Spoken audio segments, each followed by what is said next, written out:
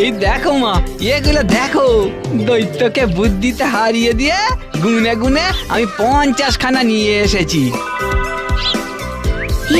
এগুলো তো সেই কড়াইশুটির দানার মতো। কড়াইশুঁটি নয় গো, পান্না পান্না।